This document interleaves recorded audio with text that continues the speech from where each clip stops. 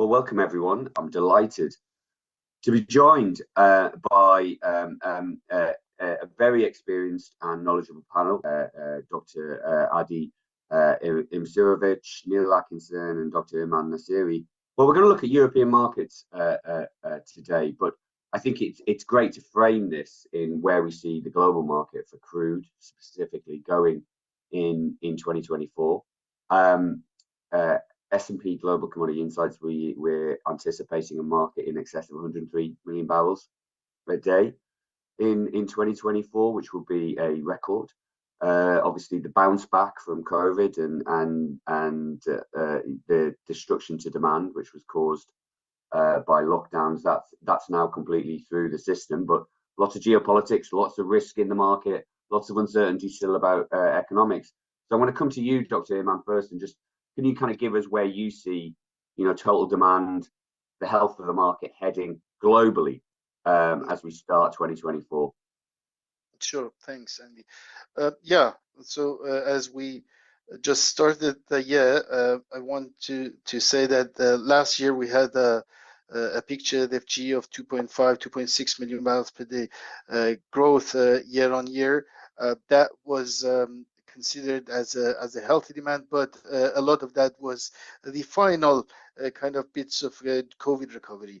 So we consider the COVID recovery basically complete now, and we return to more kind of normal pace of growth this year. For 2024, a little bit of maybe residual jet fuel recovery from COVID is left, but with that included into our forecast, we see 2024 demand forecast of in excess of 1.5 million, maybe 1.6 million barrels per day for 2024 as a whole. However, as everyone on this panel knows, and those who follow the market, there is a seasonality with the demand kind of going up and down during the quarters, and putting that next to our current supply for non-OPEC growth, we see the column OPEC Plus basically pretty much in line with the current plans announced by OPEC Plus for first quarter. And in fact, if they continue to roll that over into second quarter, we'll have that fairly well balanced during the first half, but then there is a room for improvement in the second half, and that basically brings us to a balanced market for the year. And we think the year with these first half kind of all the cuts in place, and second half perhaps room for some relaxation, at least of the last latest cuts announced in November. The year will be another year in two half with lower perhaps prices in the and supply in the first half, and higher demand prices and supply in the second half. That would be a 2024 outlook in at one glance. So, Adi, do you share Dr. Iman's optimism there? Really? No, Andy, I don't. I think Dr. Iman is absolutely right. If you assume demand numbers as per OPEC Secretariat, I'm not quite sure that I would agree with them at all. I think they differ from EIA and from IEA and from a number of other forecasts. So I would probably expect next year demand to be a lot less. I think probably not more than 1.5, 1.7, somewhere there, million barrels. If that's the case, pretty much all of the supply will come from non-OPEC, which means that OPEC will have to continue with their cuts throughout the year. In fact, it's probably worse than that, because the situation with so-called, three countries outside the OPEC quotas, I think they're very likely to produce some more, maybe up to 300,000 barrels a day, which means that the call on OPEC will probably be negative, -300,000 or 400,000. Obviously, these are the assumptions. I don't disagree with Dr. Iman based on the assumptions. I think just my assumptions are different. And there are a number of reasons for that. I think we can go into this a lot more. I think this year is going to be torn between two big determinants of the oil markets. One would be geopolitical, which is potentially quite bullish. And the other one, which is fundamental, which is not looking very clever at all. I think particularly situation in China, we can go later more into more details. The whole macro is the key to setting up flat prices, and I think macro situation is not looking good at all at the moment. I think in the next few, just to give you an example, flavor, in the next few weeks, between United States, UK, Europe, and Japan, because of debt problem in all of these regions, we are going to see floating of some $2 trillion worth of debt that somebody has to buy, okay? Which means that all those hopes of swift reduction in the rates of interest are probably misplaced. And we know that high interest rates don't mix very well with higher oil prices either. So from that perspective, pure macro perspective, I think it's not looking very bullish at all. However, on the other side, again, I think we'll go into more details with on that. You know, you see a geopolitical situation from Taiwan to various elections, to the situation in the Red Sea, Palestine, Ukraine, potentially quite bullish. So a lot of headwinds there. I'm going to come to you, Neil, next on this question, and the same question. Where do you see the market kind of landing in 2024, given these questions around the trajectory of global economies? And I mean, as well, one of the things that I find interesting, especially in the European context, is global context. I saw a figure, something like 2 billion people are going to go to the polls and vote in 2024 in various general elections. We're going to have a big one here in the UK, possibly at the end of the year. Of course, the UK isn't a major kind of pull factor on global demand, but it is still a significant industrialized, developed economy, and all this political change potentially could have a slightly destabilizing impact on markets. How do you see that panning out? We don't have elections here in France, sadly. The last democratic exercise I participated in was to vote to ban rental e-scooters back in April. And I'm looking forward to visiting the UK later this year to vent my anger at the polls. Now, Adi made a very important point about the macro picture and his contribution. Some data I was looking at recently from the International Monetary Fund, who are not necessarily any better at forecasting things than anybody else, but they did note that global growth in 2024 and indeed in 2025 is likely to be significantly below the 10-year average that we saw up to the pandemic. And that's an important signal because, as Adi says, the macro picture governs everything. Everything arises from it. So we have a gloomy picture. On demand, I find, for example, OPEC's outlook, not just for 2024, but further into the medium term, to be almost incredible. And I think that they are talking their book. And I think that also applies to my former colleagues at the International Energy Agency. And neither agency, I think, is really helping us understand markets properly, because I think they are talking their political book. My own instincts as far as oil demand in 24 is concerned is that we are likely to see round about 1 million barrels a day. But if it is to be different from that, it is more likely to be the upside than the downside, because demand has tended to surprise. Perhaps I was infected by my years at the IEA, but demand has tended to surprise to the upside rather than the downside in recent years. So I think we have underlying solid demand growth in 2024, and indeed will be the same in 25. But crucially, as Adi said, with the expected increases in supply from the non-OPEC countries, which again I believe will probably surprise to the upside if they change from the current outlook, the market is well supplied, and there is, frankly, I don't think, much room at all for OPEC plus countries in 2024 to take back any significant market share. So I think we're going to be trading in for most of 2024, subject to geopolitical implosions, which none of us can accurately foresee. in a range of something in the region of $70 to $85 of Brent for Brent, something like that, because it will go up or down. But the significant upside, people talking about $100 a barrel and other fanciful figures, forget it. That's not going to happen.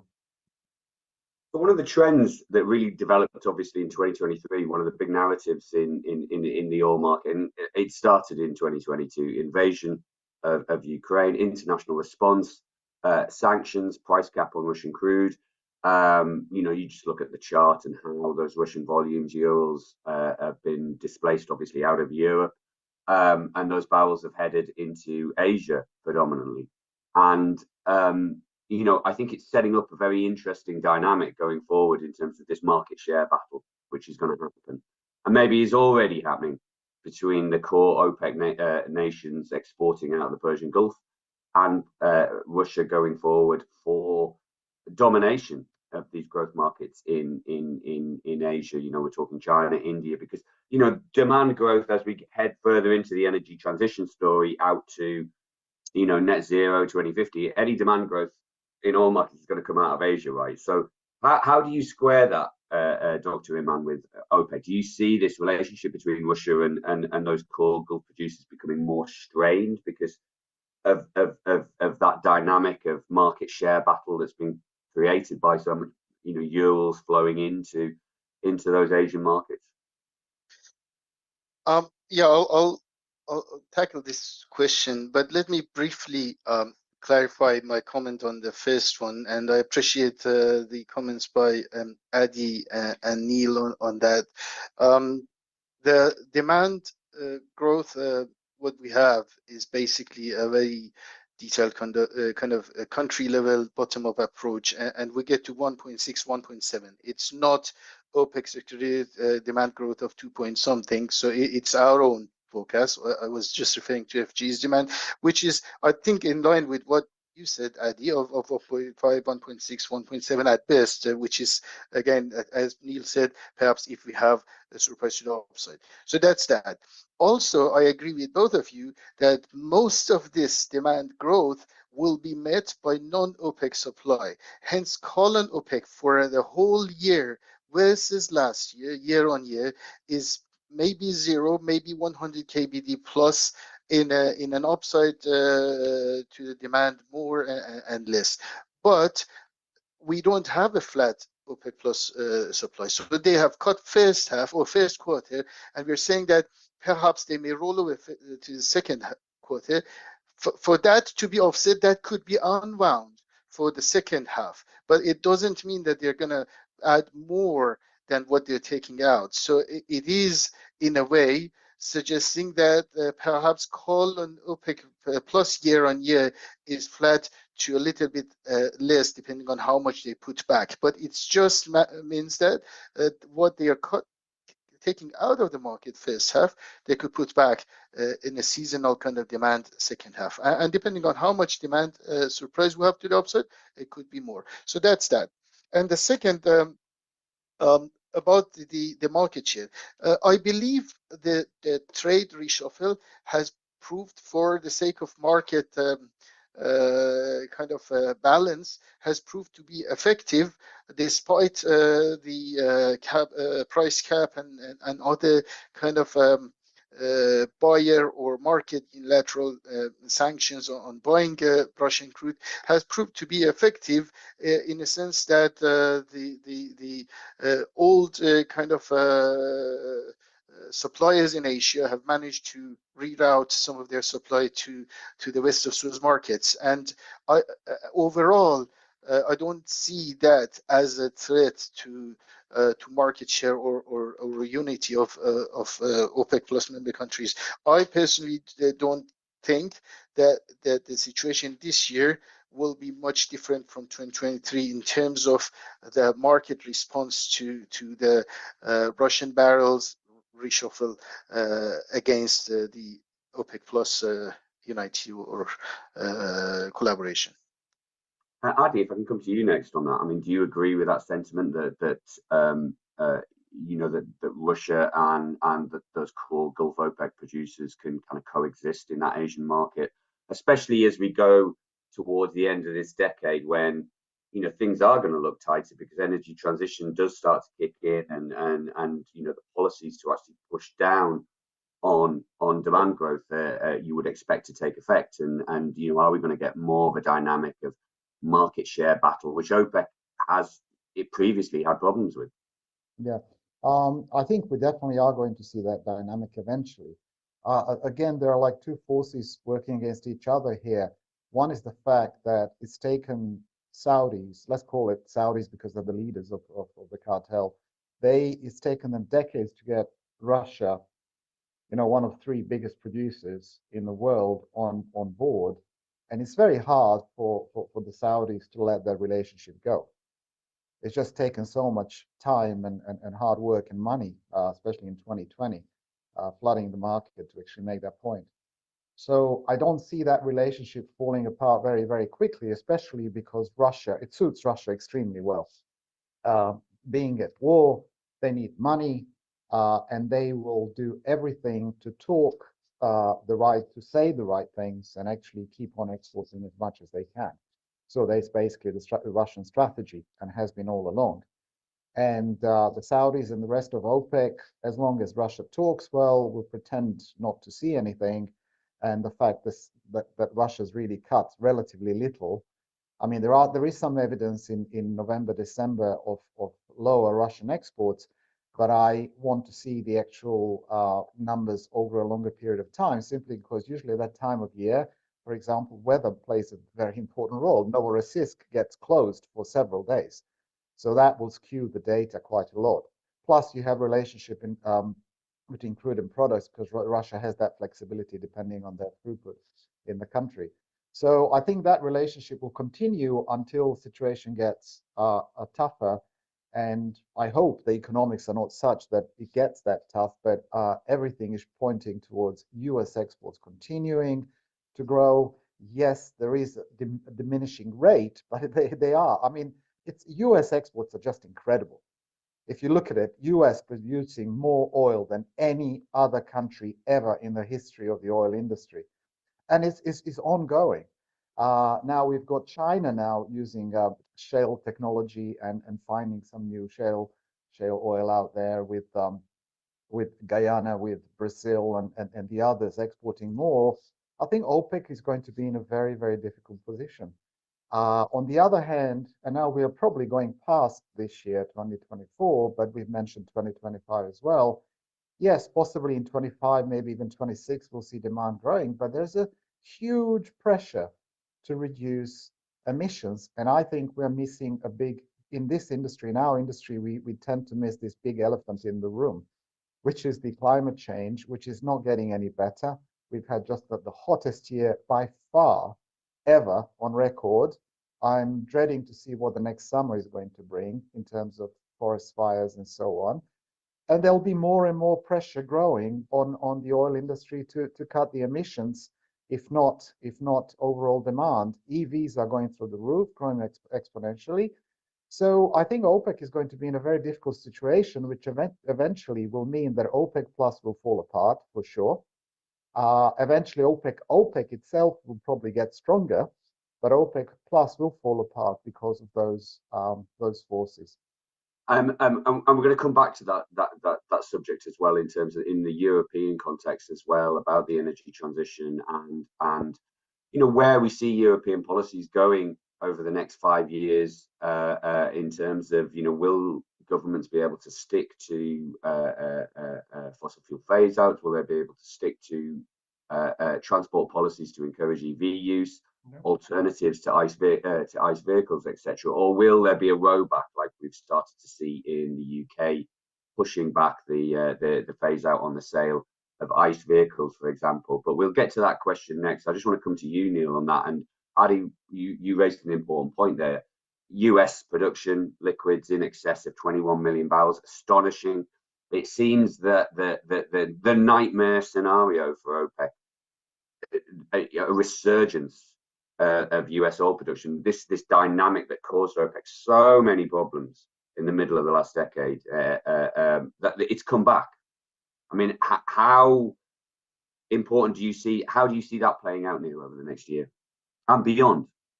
it's not just a resurgence of a few years ago. It's a resurgence of what happened in the 1980s.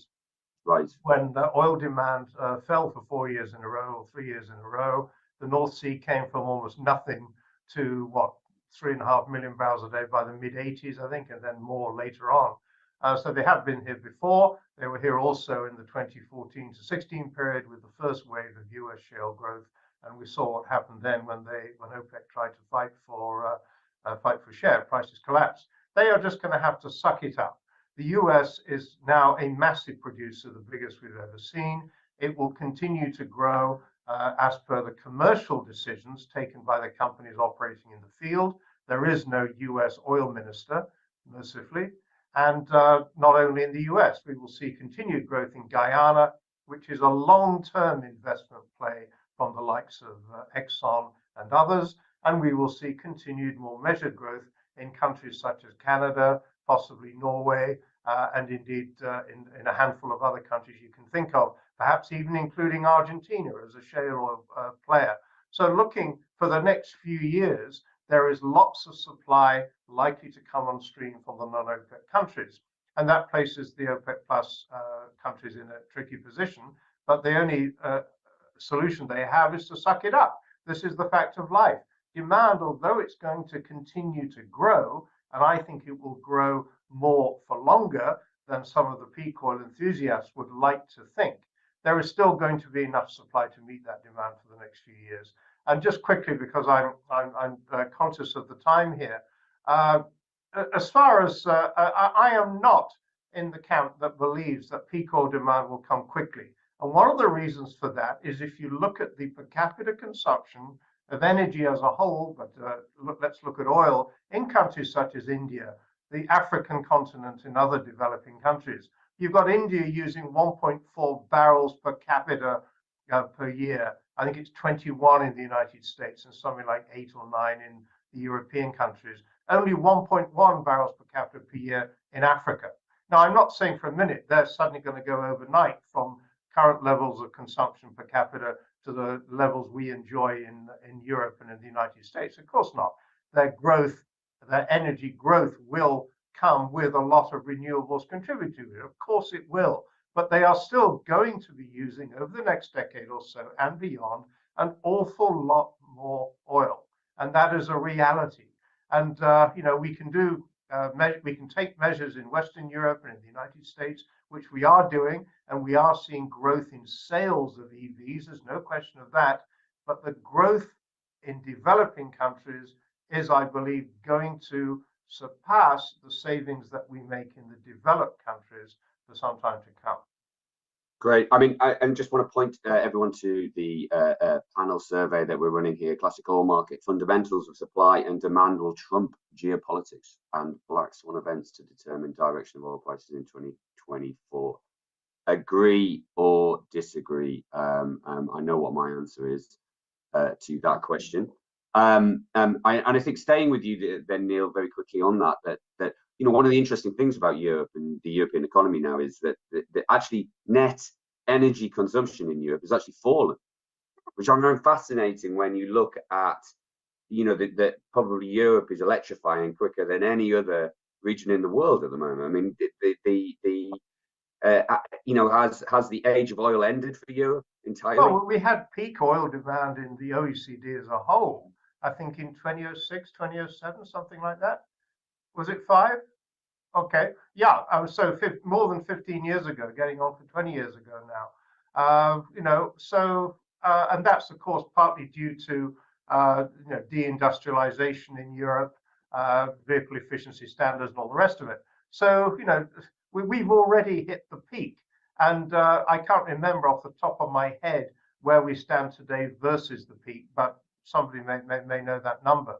So, Europe will continue to do what Europe does to electrify where possible, although there are signs of rollback in certain markets in terms of incentives given to purchases of EVs and various other things such as heat pumps and solar panels on roofs. So Europe has its own problems, which means it may be reducing support for electrification, but it will still continue along that path because that is what the elected leaders are currently promising.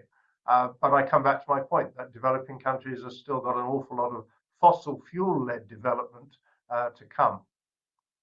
We did earlier last year. We did see, and this was partly in response to the displacement of Russian barrels. We did see some barrels coming through Suez from the Middle East, from the Gulf, into Europe, into some of the Eastern European countries for the first time. Do you see? And then we saw, in reverse, you saw diesel flows going into Brazil. Do you see more of these sort of gyrations in flows of both products and crude being a factor in 2024, Adi? Yes, I mean, what been happening is obviously we've had a lot of, for example, Murban going into Europe. But what's also been happening, I've just looked at some numbers for the last 2 months. Now we've got, as Neil rightly mentioned, Guyana, for example. Guyana is really peaking, and Europe, for the first time in December, imported, I think it was about, off the top of my head, just over 200,000 barrels a day of Guyanese crude, which is medium sweet, is actually perfect substitute for the Urals. In terms of diesel that you mentioned, of course, I think some new market. Russia's been working extremely hard. Some of my old colleagues actually told me they've been working extremely hard to place the barrels into South America and Africa, because obviously they're struggling, and I think all this STS via Turkey and elsewhere is reaching the limit, because obviously Russian diesel goes into Turkey, gets put on another ship and goes back to Europe as Turkish diesel. So yes, the flows are really interesting right now, because we've got also quite a bit of US crude has been going to Asia, as we know, but now because the shipping costs, partly as a result of the Red Sea situation, have made it very, very uncompetitive. So you've got more Middle East crude and West African crude going that way. So I think as we are going to see volatile market, we're also going to see these gyrations change quite a lot, in line with shipping, in line with a lot of tightening sanctions, for example. It's still an open question, and I'm glad we leave it as an open question, because what is US going to do about Venezuela, Iran, and Russia? I have no idea, because on one hand there's a pressure to be tougher on these guys. On the other hand, Biden doesn't want gasoline prices to go up. So what we've been seeing in the last few months is basically a fudge, somewhere in between, pretending to be doing something but actually doing not very much, because we want to see the oil flow. That's a hard one, and I'm glad we kind of left it out without detailed discussion. So yes, we will see quite a few gyrations, which is something which is excellent for the traders. That volatility in the arbitrage trades, I think, is exactly what traders like. Yeah, absolutely. I think the one thing that we can certainly say about 2024 is that there will be more volatility, and of course that does provide trading opportunities. Interestingly, the answer to our survey, 95% of respondents there agree that it's going to be market fundamentals that are going to be really driving prices, not the geopolitics that we've seen. I think that's fair. I would agree with that entirely. I think that we're out of time now, gentlemen. I think that's been a great discussion. Top of the hour there. Yeah, just to end things, I'm just going to ask each of you just very quickly, what your price forecast would be for the rest of 2024, starting with you, Neil. Volatile year. It's going to move around 70 to 85 for Brent, averaging something like 75, 77. Great. Adi. $80, nice and round number with a lot of volatility. I agree. And Dr. Iman, I think you mentioned it, but it seems that you'd be similar ballpark to Adi and Neil there. Yes, we have it just below $80 for the average of the year, with first half 76, second half 82, kind of average of the 6 month. Great. Well, thank you very much, gentlemen, for your time. I've really enjoyed that conversation, and thank you, Gulf Intelligence, for hosting this session. Much appreciated and much needed.